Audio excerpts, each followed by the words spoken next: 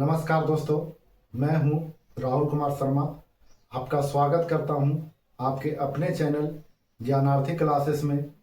जैसा कि हम लोग जान रहे हैं कि इस चैनल पर आपको सीटेट से जुड़ी और टीचिंग एग्ज़ाम से जुड़ी तैयारियां कराई जाती है। तो अभी मैंने 2 वीडियो डाला है सीटेट से रिलेटेड, जो टीचिंग एग्ज़ाम में भी आते हैं, यूजफुल है। तो सबसे पहले मैंने वीडियो डाला था स्टिमुलस रिस्पॉन्स, दूसरा डाला था स्टेजेज ऑफ माइंड की कितने अवस्थाएं होती है, मन की कितनी अवस्थाएं होती है। यह जो छोटे छोटे टॉपिक हैं, यह आपको बेस मजबूत करने में मदद करेगी। तो अगर आप इस चैनल पर नए हैं तो चैनल को सब्सक्राइब कर लीजिएगा, ताकि जितने भी सीटेट और टीचिंग एग्ज़ाम से जुड़ी खबर होगा और जो एजुकेशनल वीडियो होगा वो इस पर आपको मिलता रहेगा। अगर अच्छा लगेगा तो लाइक कर लीजिएगा, शेयर भी कर दीजिएगा। अगर खराब लगे तो भी कमेंट कीजिएगा, और अच्छा लगे तो भी कमेंट जरूर कीजिएगा। तो आज हम लोग बात करते हैं, एक है महत्वपूर्ण टॉपिक सेंसेशन और दूसरा है परसेप्शन। अब हम लोग जानेंगे कि सेंसेशन किसे कहते हैं, यानी संवेदना किसे कहते हैं, और परसेप्शन यानी प्रत्यक्षीकरण किसे कहते हैं। दोनों में थोड़ा सा डिफरेंस है, या यूं कहें कि अपोजिट है। तो आइए हम लोग जानते हैं कि संवेदना किसे कहते हैं, यानी सेंसेशन। तो यहाँ पर देखते हैं हम लोग कि सेंसेशन लिखा हुआ है, यानी संवेदना लिखा हुआ है। संवेदना वह प्रारंभिक संज्ञानात्मक मानसिक क्रिया है जिसके द्वारा उद्दीपक का अर्थरहित ज्ञान होता है। 2 पॉइंट इसमें पकड़िएगा। संवेदना क्या है? प्रारंभिक मानसिक संज्ञानात्मक क्रिया है। क्या है? संवेदना प्रारंभिक संज्ञानात्मक मानसिक क्रिया है। और दूसरा है कि किसी उद्दीपक का अर्थरहित ज्ञान होता है। तो संवेदना जो है एक मेंटल प्रोसेस है, यानी कॉग्निटिव मेंटल प्रोसेस है। यहाँ पर हम लोग देखेंगे तो क्या है? प्राइमरी, यानी जो है प्राइमरी यानी अर्ली, प्राइमरी प्रारंभिक, इसको हम लोग कह देंगे कॉग्निटिव, और इसको हम लोग कह देंगे मेंटल, और इसको प्रोसेस क्रिया है। तो इसको हम लोग समझेंगे कि संवेदना क्या है? प्राइमरी कॉग्निटिव मेंटल प्रोसेस है, यानी प्रारंभिक संज्ञानात्मक मानसिक क्रिया को ही क्या कहते हैं हम लोग? संवेदना कहते हैं। अगर आप पहले स्टिमुलस और रिस्पॉन्स वाला वीडियो नहीं देखे हैं तो डिस्क्रिप्शन में लिंक दिया हुआ है, उसे आप जाकर देख लें, तब यह टॉपिक आपको और अच्छे से समझ में आएगा। तो क्या है? उद्दीपक। उद्दीपक का अर्थरहित ज्ञान होता है। क्या होता है? मीनिंगलेस। क्या होता है? मीनिंगलेस जो होता है, नॉलेज होता है। ऐसे समझिए कि जो संवेदना में है, अब संवेदना होता कैसे है, अब इसके लिए आपको फिर से स्टिमुलस रिस्पॉन्स का वीडियो देखना पड़ेगा। तो इसमें क्या होता है? उद्दीपक का अर्थरहित ज्ञान होता है, यानी मीनिंगलेस नॉलेज होता है। तो मीनिंगलेस रहता है, कोई इसका अर्थ नहीं रहता है।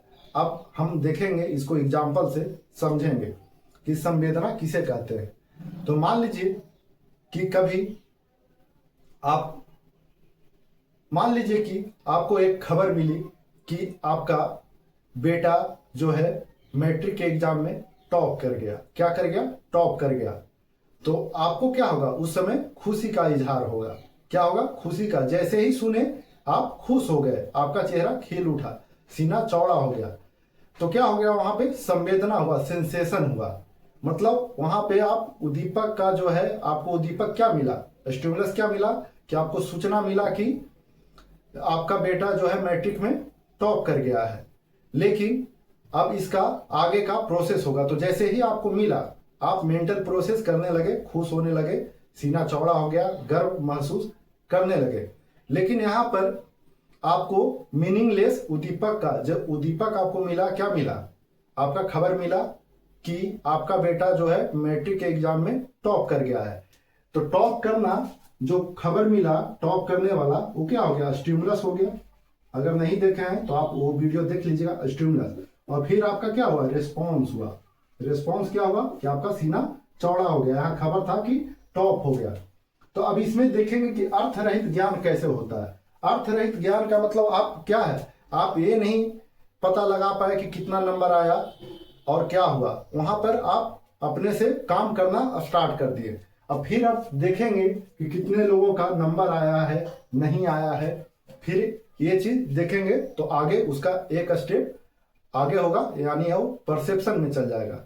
दूसरा एग्जांपल लेते हैं। मान लीजिए कि कभी कोई दुर्घटना होता है तो आप प्रधानमंत्री का या कोई भी मंत्री का देखते होंगे ट्वीट, तो उस पर लिखा जाता है कि जो पीड़ित परिवार है उनके साथ हमारी संवेदना है। संवेदना का मतलब क्या होता है कि जो खबर आया, जो स्टिमुलस आया, उसके तुरंत रिस्पॉन्स होता है, मतलब अर्थ रहित रिस्पॉन्स होता है। जो मान लीजिए कि आए दिन खबर आते रहती है कि उत्तराखंड में भूस्खलन से इतनों लोगों की मौत हो गई, तो उसमें दिखाया जाता है, तो प्रधानमंत्री के पास वह सूचना जाता है तो क्या लिखा जाता है कि ईश्वर या भगवान दिवंगत आत्माओं को शांति प्रदान करें और इनके परिवार के साथ मेरी संवेदना है और हम इस दुख में उनके साथ खड़े हैं। तो यहाँ पे क्या वर्ड यूज किया जाता है, संवेदना है। मतलब आपको जैसे ही मिला स्टिमुलस वैसे ही रिस्पॉन्स किए, क्या हुआ नहीं हुआ आगे जांच का विषय है, तो आगे चलेगा। तो जैसे ही आपको स्टिमुलस मिला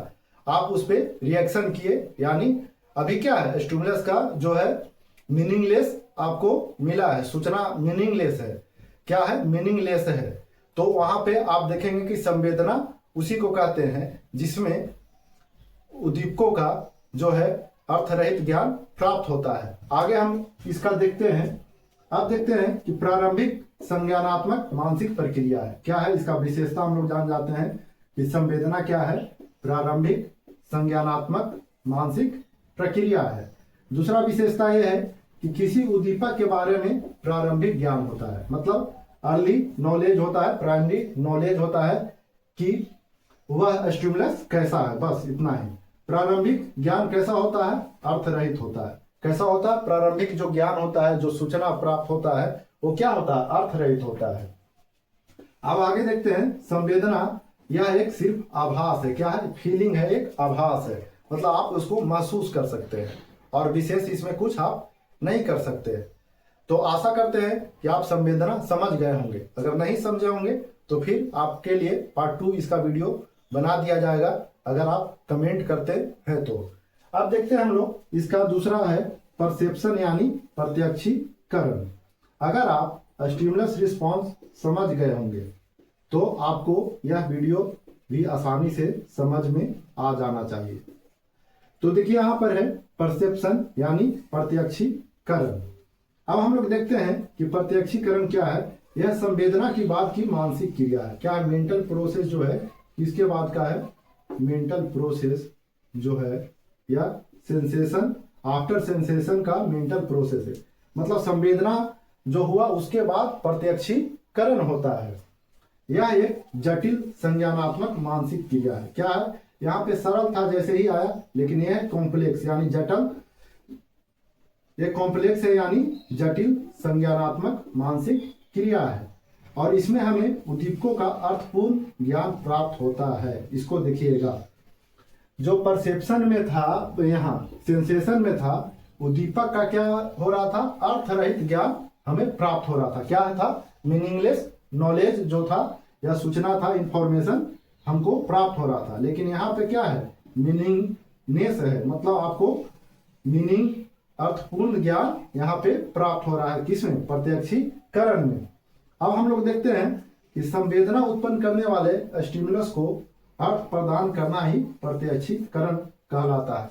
इसको अगर हम डेफिनेशन में अगर ढाले और परिभाषा के तौर पर इसको बोले तो सिंपल सा इसका परिभाषा है कि संवेदना उत्पन्न करने वाले स्टिमुलस यानी उद्दीपक को अर्थ प्रदान करना ही प्रत्यक्षीकरण कहलाता है।